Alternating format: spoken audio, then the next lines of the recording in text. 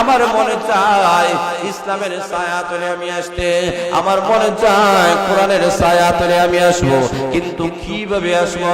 আমার একটা সুন্নাত আপনি বলে দেন, অথবা আমার কাছে একটা সুন্নাত আছে, নিয়ম আছে। সেই নিয়মটা হলো আমিরুল মুমিনিন ওমর, আপনি শুনে নেন, আপনার মেয়েকে আমি বিবাহ করব, এতটুকু পর্যন্ত আমি তুলে ধরলাম, আপনি রাজি আছেন কিনা? এতটুকু পর্যন্ত যে আপনি রাজি থাকেন, আমার দেশের জনগণের কাছে আমি বলবো যে আমিরুল মুমিনিন ওমর রাদিয়াল্লাহু তাআলা মেয়েকে আমি বিবাহ করব। এই কারণে ওমরের মেয়েকে বিবাহ করার এটা সম্মানের বিষয়, মর্যাদার বিষয়। কাদের বাদশাহীও চাই না, আমি বাদশাহীও ছেড়ে ইসলাম ধর্ম গ্রহণ করে নিলাম। এই সূরাতে আমি কলমা পড়ে নিতে চাই। হযরত ওমর রাদিয়াল্লাহু তাআলার কাছে আসিয়া সাহাবী ডাক দিয়ে বলেন, এই রকম একটা শর্ত দিয়েছে ওমর, আমি সাহস পাই নাই, কিভাবে আমি বলবো? হযরত ওমর রাদিয়াল্লাহু তাআলা বলেন, কেন তুমি সাহস পাও নাই? তার কাছে জানায় দাও, আমার মেয়ে বিবাহ দেওয়ার মাধ্যমে লোক যদি কলমা করে মুসলমান হয়ে যায়, কিয়ামতের কঠিন ময়দানে আল্লাহর আসামির কাঠ করায় আমি দাঁড়াইয়া বলবো, রব্বুল আলামিন আমার মেয়ের বিনিময়ে একটা লোক কলমা পড়ে মুসলমান হয়ে গেছে। ঐতিহ্যবাহী সিলেট বিভাগের ঐতিহ্যবাহী দিনী প্রতিষ্ঠান, 7 বারের বোর্ডের সেরা শিক্ষা প্রতিষ্ঠান জামিয়া হেদায়েতুল ইসলাম সিলেট,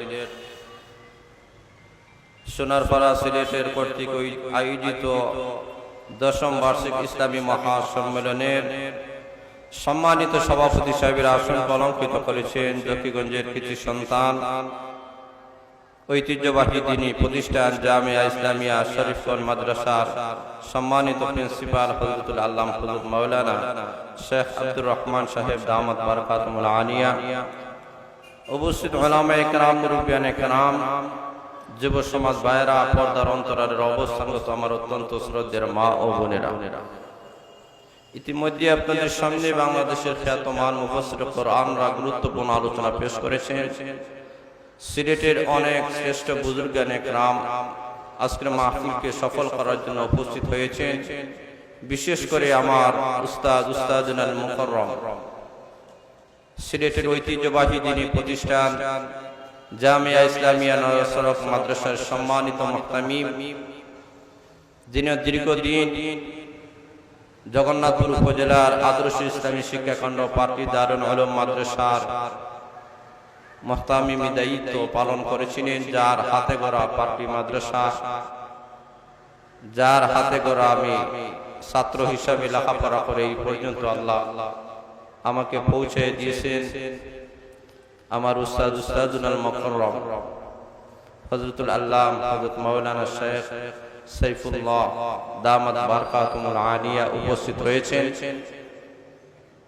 মহান আল্লাহ রাব্বুল আলামিনের কাছে অসংখ্য অগণিত আমরা শুকরিয়া আদায় করি, তিনি আপনাদেরকে আমাদেরকে আজকের ঐতিহাসিক ইসলামী মহাসম্মেলনে আসা বসার যে সুযোগটুকু আল্লাহ আমাদেরকে দান করেছেন, আমরা সবাই অন্তরের অন্তঃস্থল থেকে আমরা কলিমাতুশ শুকর আদায় করি, সবাই বলে আলহামদুলিল্লাহ। আজকে যে প্রতিষ্ঠানের উদ্যোগে যে মাহফিল, যে আয়োজন, যে ওয়াজ, এই প্রতিষ্ঠানের প্রতিষ্ঠাতা অত্র জামিয়ার সুনামধন্য প্রিন্সিপাল, যার কাছে আমি পার্টি মাদ্রাসায় লেখাপড়া করেছি, আমার উস্তাদুল মুকাররম, এশিয়া উপমহাদেশের অন্যতম শেখুল হাদিস শাহ আহমদ শফি রহমতুল্লাহ আলাইহি সুযোগ্য খলিফা, যার দোয়ার ফসলে, যার দিক নির্দেশনায় এই মাদ্রাসা প্রতিষ্ঠিত। এই মাদ্রাসা শুরু থেকে নিয়ে এই পর্যন্ত মাদ্রাসার যে একটা সুনাম এবং সুখ্যাতি শুধু সিলেট বিভাগেই নয়, গোটা বিশ্বের মধ্যে এই মাদ্রাসার সুনাম এবং সুখ্যাতি ইতিমধ্যেই পরিচিত হয়ে গেছে। যারা বলেন ঠিক না বেঠিক? আপনারা জানেন বাংলাদেশ গোটা বিশ্বের মধ্যে আল্লামা শাহ আহমদ শফি শাহ রহমতুল্লাহ আলাইহি চিনে না এমন কোন মানুষ বাংলার জমিনে জন্মগ্রহণ করে নাই। ওনার নির্দেশে, ওনার ইঙ্গিতে, ওনার পরামর্শে আজকে এই জামিয়া হেদায়েতুল ইসলাম মাদ্রাসা, এই মাদ্রাসা আমাদের সমাজে একটা কথা আছে, গাছ তোমার নাম কি, ফলে তার পরিচয়।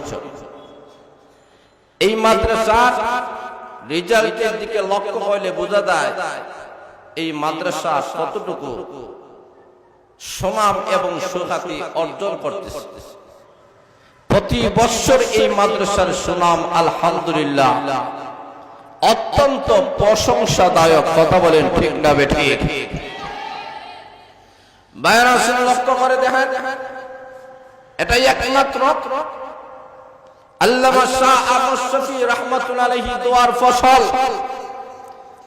কারণ উনি এমন কিছু ব্যক্তি আমাদের সামনে তৈরি করে গেছেন, ওনার খলিফা অত্র জামিয়ার সুনামধন্য প্রিন্সিপাল হযরতুল আল্লাহ হযরত মাওলানা মুফতি শেখ মতিউর রহমান সাহেব, যার অক্লান্ত পরিশ্রমের মাধ্যমে, যার রাতের পর রাত চোখের পানির বিনিময়ে, যার সারাটা দিন ছাত্রদের পিছনে মেহনত করার কারণে এই প্রতিষ্ঠানটা অল্প দিনের মধ্যেই গোটা বিশ্বের মধ্যে একটা পরিচিত প্রতিষ্ঠান হিসেবে প্রতিষ্ঠিত হয়েছে। তোরা বলেন ঠিক না বেঠিক? বাইরে লক্ষ্য করে দেখেন, এই কারণে আমাদেরকে বুঝতে হবে, এক সূর্য সারা বিশ্বে আলো দিতে পারে, লক্ষ লক্ষ তারা দেখো কি করিতে পারে। কথা ঠিক না? কথা বলে ঠিক না বেঠিক? দিনের বেলায় সূর্য যখন উদিত হয়, একটা মাত্র সূর্য সারা বিশ্বে আলোকিত হয়ে যায়। কথা বলে ঠিক না বেঠিক? সন্ধ্যার পর থেকে নিয়ে ফজরের আগ পর্যন্ত অসংখ্য অগণিত আকাশে তারকা দেখা যায়, অসংখ্য অগণিত তারকা দেখা যায়, কিন্তু কোন তারকা